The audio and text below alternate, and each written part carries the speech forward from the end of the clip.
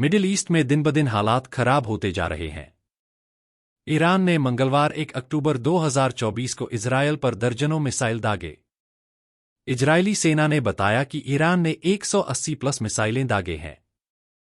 Iran ने इसे Hezbollah chief Hassan Nasrallah और हमास चीफ इस्माइल हनियह की हत्या का इंतकाम बताया। ईरान ने यह भी कहा कि आगे भी यह हमले होते होंगे। इजरायल पर हमले के लिए ईरान ने जिन मिसाइलों का इस्तेमाल किया है, उन्हें ईरान के अब तक के सबसे आधुनिक हथियार बताया जा रहा है। इजरायल पर दागी गई मिसाइलों में फत्ता मिसाइलें भी थीं। एक्सपर्ट्स का कहना है कि ईरान ने पहली बार इन मिसाइलों का इस्तेमाल किया है। IRGC का भी कहना है कि उन्होंने इजरायल के खिलाफ फत्ता मिसाइलों का इस्तेमाल किया है। ईरान के सशस्त्र बलों ने ईरान के मिसाइल हमले के जवाब में इजरायल के समर्थन में किसी भी प्रत्यक्ष सैन्य हस्तक्षेप के खिलाफ चेतावनी दी है। सशस्त्र बलों ने कहा कि इजरायल का समर्थन करने वाले देशों द्वारा सीधे हस्तक्षेप की स्थिति में उन्हें इस्लामी गणराज्य ईरान के सशस्त्र बलों द्वारा एक शक्तिशाली हमले का सामना करना पड़ेगा। इजरायल पर ईरान हमले के बाद अमेरिका भड़का हुआ है। राष्ट्रपति जो बाइडेन ने अपने देश की मिलिट्री को बड़ा आदेश देते हुए कहा कि वे ईरानी मिसाइल्स को मार गिराएं। व्हाइट हाउस ने कहा, राष्ट्रपति जो बाइडेन और उपराष्ट्रपति कमला हैरिस व्हाइट हाउस के सिचुएशन रूम से इजरायल के खिलाफ ईरानी हमले की निगरानी कर रहे हैं। वे राष्ट्रीय सुरक्षा टीम से नियमित अपडेट प्राप्त कर रहे हैं। राष्ट्रपति बिडेन ने यूएस सेना को ईरानी हमलों के खिलाफ इजरायल की रक्षा में मदद करने और इजरायल को निशाना बनाने वाली मिसाइलों को मार गिराने का निर्देश दिया। इजरायली सेना का कहना है कि उसने दक्षिणी लेबनान के बिंट जेबिल शहर में नगर पालिका की इमारत पर हमला किया, जिसमें 15 से 20 लोग मारे गए।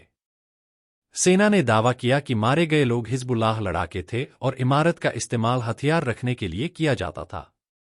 ब्रिटेन के प्रधानमंत्री कीयर स्टारमर ने इजरायल के प्रधानमंत्री बेंजामिन नेतन्याहू से कहा कि ईरान के मिसाइल हमले के बाद इजरायल की सुरक्षा और नागरिकों की सुरक्षा के लिए उनका देश मजबूती से खड़ा है। स्टारमर के ऑफिस के प्रवक्ता ने कहा कि प्रधानमंत्री कीयर ने मंगलवार को नेतन्याहू से बात की और दोनों नेताओं ने मिडिल ईस्ट में बिगड़ते हालात को लेकर चर्चा की। स्टारमर ने इजरायल पर ईरान के हमले की कड़े शब्दों में निंदा की है। इजरायली डिफेंस फोर्स के प्रवक्ता रियर एडमिरल डैनियल हैगरी ने कहा कि इजरायल देश पर ईरानी मिसाइल हमले का जवाब देगा। उन्होंने कहा कि हम आक्रमण को लेकर पूरी तरह सतर्क हैं, हम इजरायल के नागरिकों की रक्षा करेंगे। इस मिसाइल अटैक के परिणाम ईरान को भुगतने होंगे। हमारे पास प्लान तैयार है, लेकिन हमला कब करना है इसके लिए समय और जगह हम चुनेंगे। ईरान ने चेतावनी दी कि अगर इजरायल ने पलटवार किया तो और अधिक गंभीर हमले किए जाएंगे। इस बीच अमेरिका ने इजरायल की रक्षा के लिए अपनी सेना को तैयार किया है और मिसाइल इंटरसेप्शन में सहायता भी की है। इस हमले ने मध्य पूर्व में तनाव को और बढ़ा दिया है और अब इस बात पर ध्यान दिया जा रहा है कि इजरायल कैसे जवाब देगा। ईरान के सुप्रीम लीडर ने हिजबुल्लाह चीफ नसरल्लाह को दी थी लेबनान छोड़ने की सलाह। 3 ईरानी सूत्रों ने बताया कि ईरान के सर्वोच्च नेता अयातुल्लाह अली खामेनेई ने इजरायली हमले में मारे जाने से कुछ दिन पहले हिजबुल्लाह प्रमुख हसन नसरल्लाह को लेबनान से भाग जाने की चेतावनी दी थी। सूत्रों ने बताया कि सुप्रीम लीडर तेहरान में वरिष्ठ सरकारी पदों पर इजरायली घुसपैठ को लेकर बहुत चिंतित हैं। ईरान और इजरायल के बीच संबंधों का इतिहास बहुत जटिल और परिवर्तनशील रहा है। इन दोनों देशों के बीच के संबंध समय के साथ बदलते रहे हैं, जो कभी सहयोगी थे लेकिन अब कट्टर दुश्मन बन गए हैं। आइए इस इतिहास पर एक नजर डालते हैं। प्राचीन काल में ईरान, तब का फारस और यहूदी लोगों के बीच अच्छे संबंध थे। 539 ईसा पूर्व में फारसी राजा साइरस महान ने बेबीलोन से यहूदियों को मुक्त किया था और उन्हें यरूशलेम वापस जाने और अपना मंदिर फिर से बनाने की अनुमति दी थी। यहूदी धर्म ग्रंथों में साइरस को एक मसीहा माना गया। 1950 के दशक में ईरान और इजरायल के अच्छे संबंध आधुनिक राजनीतिक संबंध 20वीं सदी के मध्य में बने, जब 1948 में इजरायल की स्थापना हुई। 1950 के दशक में दोनों देशों ने एक दूसरे के साथ व्यापार और रक्षा सहयोग बढ़ाया। उस समय इजरायल और ईरान दोनों पश्चिमी ताकतों के करीबी सहयोगी थे, विशेषकर अमेरिका के। हालांकि 1979 की ईरानी इस्लामी क्रांति ने दोनों देशों के बीच संबंधों को नाटकीय रूप से बदल दिया। क्रांति के बाद ईरान में कट्टरपंथी इस्लामी सरकार स्थापित हुई, जिसने इजराइल को एक अवैध राज्य घोषित कर दिया और उसके खिलाफ कड़े रुख अपनाए। अयातुल्ला खुमैनी के नेतृत्व में नई सरकार ने इजराइल को शैतानी राज्य कहा और उसका विरोध शुरू किया।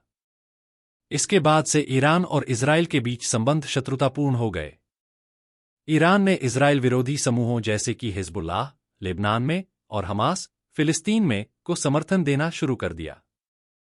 ये समूह इजराइल के खिलाफ सशस्त्र संघर्ष में शामिल हैं और ईरान इन्हें आर्थिक, सैन्य और राजनीतिक समर्थन प्रदान करता है। इसके कारण मध्य पूर्व में ईरान और इजराइल के बीच तनाव और संघर्ष और भी बढ़ गया है। 5. परमाणु कार्यक्रम और सैन्य संघर्ष। इजराइल को ईरान के परमाणु कार्यक्रम से गंभीर खतरा महसूस होता है। इजराइल ने कई बार ईरान पर आरोप लगाया है कि वह परमाणु हथियार विकसित करने की कोशिश कर रहा है, जबकि ईरान का दावा है कि उसका परमाणु कार्यक्रम शांतिपूर्ण उद्देश्यों के लिए है। दोनों देशों के बीच इस मुद्दे को लेकर लगातार तनाव बना रहता है और इजराइल ने ईरान के परमाणु ठिकानों पर हवाई हमले भी किए हैं। हाल के वर्षों में ईरान और इजराइल के बीच तनाव और बढ़ा है, खासकर सीरिया में चल रहे गृह युद्ध के दौरान। ईरान ने सीरिया में अपनी सैन्य उपस्थिति बढ़ाई है, जबकि इजराइल ने बार-बार सीरिया में ईरानी ठिकानों पर हमले किए हैं। अक्टूबर 2024 में ईरान ने इजराइल पर बैलिस्टिक मिसाइल हमले किए, जिससे दोनों देशों के बीच संघर्ष और तीव्र हो गया। निष्कर्ष: ईरान और इजराइल के बीच का संबंध एक जटिल संघर्ष का प्रतीक है, जो धार्मिक, राजनीतिक और क्षेत्रीय हितों से प्रभावित है। हालांकि दोनों देशों के बीच शांति की संभावना फिलहाल दूर दिखाई देती है, लेकिन भविष्य में राजनयिक वार्ताओं के जरिए कुछ समाधान निकल सकता है।